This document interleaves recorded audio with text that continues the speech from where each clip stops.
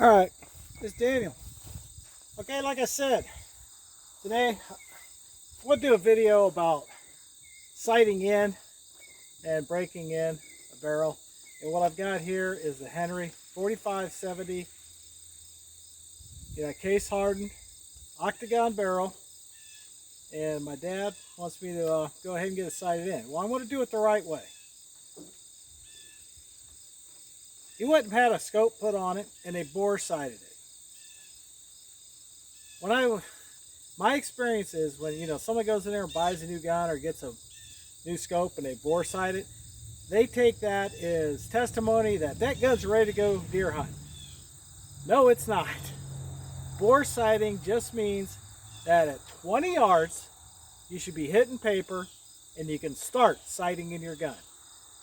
So that's what I'm out here doing today. Got this set up at 20 yards. Gonna see where it's hitting on paper. I'll adjust the scope, clean the barrel, and then get going. This is a tube fed, got a 20-inch barrel, octagon. And this gun does not beat you up at all. It just gives you a push back.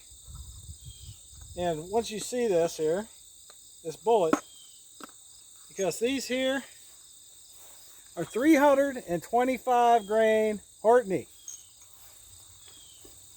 That's pushing a lot of weight. For my gun, I prefer the 250 grain. That helps extend the range out there, and it does not reduce the stopping power.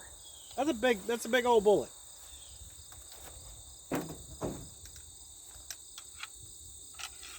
When you load it, always make sure your lever's down. Unless you like jamming and clearing out issues. Well, let's see where this is at on paper.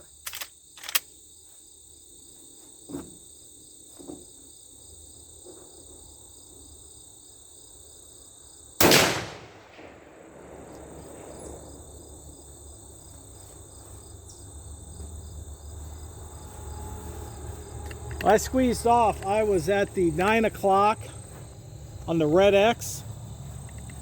And that's got a very, very good trigger. I was not ready for that to go off, but I know where the crosshairs were.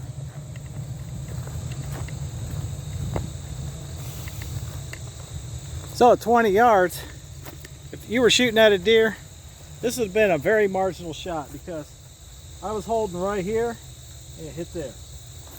I'm going to clean the gun, clean that barrel, adjust the scope, and I'm going to move on back.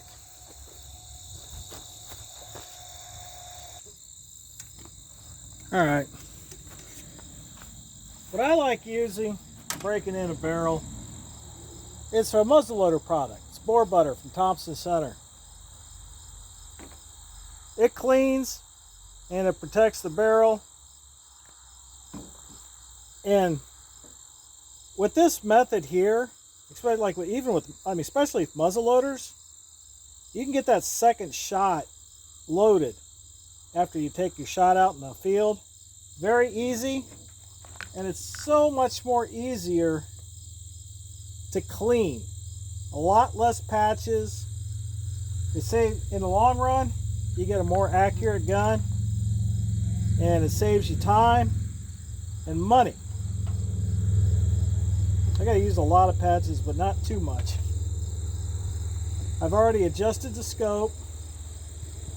So if I can get this on here, I don't have it completely cleaned out yet, but this is going to give you an idea. And someday, I might even buy a new camera stand for my phone. Get you up here where it's pretty decent. Sure, most of you know, always go from your action out. Don't be dragging all that dirt back in here. Take it out the end of the barrel. I'm using an Otis cleaning system.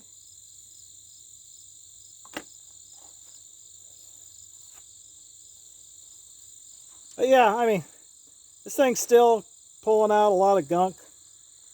So I'm just going to keep cleaning. Seasoning the barrel.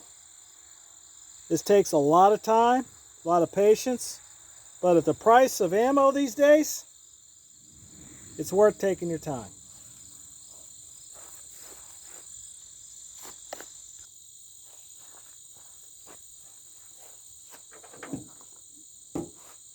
Yep, still cleaning. I turned it on right here. Guess, you know, you go out, this gun cost here, it was $859 before tax. After my military discount and state taxes, it was $902. I know a lot of people want to be thrifty. But after you spend $902 on a fine gun, do not put a $200 and $250 scope on it if you have the funds available, because what happens there when you see those big bucks, you're going to see them at the first legal minutes of hunting season or the last minute of hunting season. And anybody that's been out there a lot, get out in the woods before the sun comes up, you know it's dark. You can see deer with your eye, but a lot of scopes, you're not going to see the deer through the scope. So spend that extra money and get a better scope.